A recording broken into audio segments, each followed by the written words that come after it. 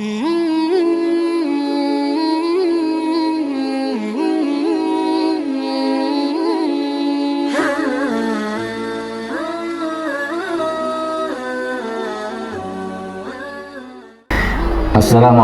warahmatullahi wabarakatuh. Innal hamdalillah nahmaduhu wa nasta'inuhu wa nastaghfiruh wa na'udzubillahi min shururi anfusina wa min sayyiati a'malina may yahdihillahu fala mudhillalah wa may yudlil fala hadiyalah. Asyhadu an la ilaha illallah wahdahu la syarikalah wa asyhadu anna Muhammadan abduhu wa rasuluhu wa la nabiyya ba'da. Allahumma shalli wa sallim wa barik ala nabiyyina Muhammadin wa ala alihi wa ashabihi wa man tabi'ahum bi ihsanin ila yaumil. Hadirin dan hadirat rahimakumullah, pada masa Rasulullah SAW ada dua orang sahabat yang mereka sama-sama masuk Islam bersamaan. Kemudian mereka berpisah, dan sahabat yang pertama mereka adalah sahabat yang rajin melaksanakan ibadah, kemudian dipanggil oleh Allah Subhanahu wa Ta'ala ketika ia berjihad di jalan Allah. Sementara sahabat yang kedua, dia meninggal atau wafat 1 tahun setelah sahabat yang pertama tadi. Akan tapi hadirin rahimakumullah, dalam mimpi yang diperlihatkan oleh Allah Subhanahu wa Ta'ala kepada Tolha, bahwa sahabat yang meninggal belakangan itu justru yang dipanggil oleh Allah terlebih dahulu di pintu surga, yang masuki surga lebih dulu dibanding sahabat yang meninggal 1 tahun berikutnya. Inilah yang kemudian menjadikan pertanyaan bagi Tolha. Kemudian apa yang dipertanyakan oleh Abu Tolha ini kemudian disampaikan kepada Rasulullah SAW. Maka kemudian Rasulullah menyampaikan bahwa bukankah sahabat yang meninggal belakangan itu bertemu dengan Ramadan? Bukankah sahabat yang meninggal belakangan itu kemudian dia melakukan sholat, bahkan mungkin ribuan sholat ia lakukan selama 1 tahun itu? Bukankah ia kemudian melakukan amalan-amalan ibadah yang lain? Maka Tolha menjawab, benar ya Rasulullah. Nah itulah rahasianya, bahwa sahabat yang kedua tadi kemudian menjadikan dia meningkat derajatnya di sisi Allah sehingga dia dipanggil duluan di pintu surga.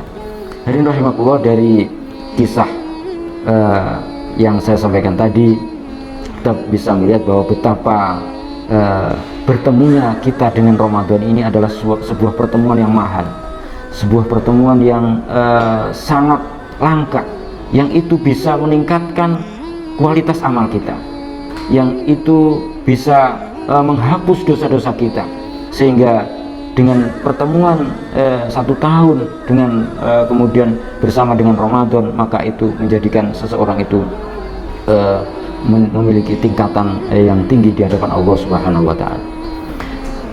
Tentunya hadirin rahimakumullah, ibadah yang mampu mengangkat derajat seseorang, yaitu ibadah puasa yang ia lakukan, tentunya adalah ibadah yang berkualitas.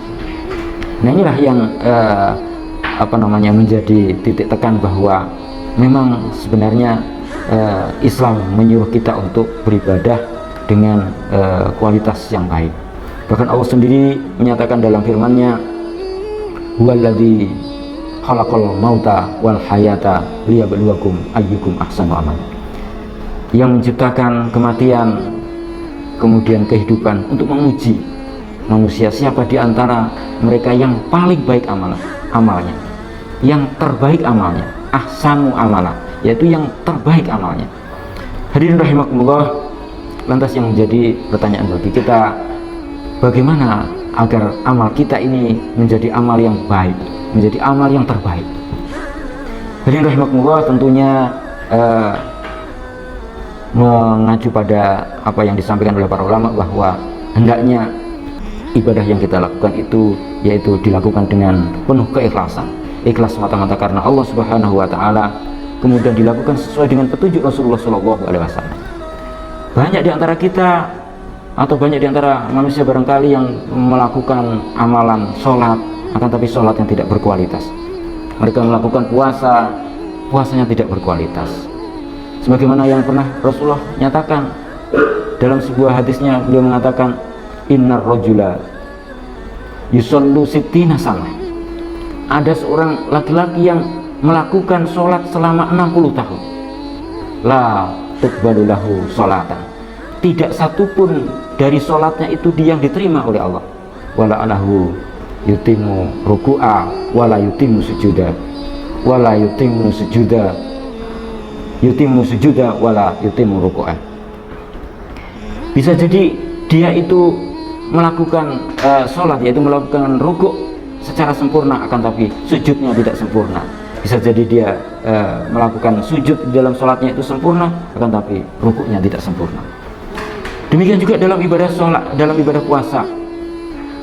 Rasulullah SAW mengatakan, kam min sha'imin laisa lahu min siyamihi ilal ju' wal atas. Betapa banyak orang-orang yang melakukan puasa, kan tapi puasanya itu tidak mendapatkan apa-apa, hanya dia mendapatkan lapar dan dahaga.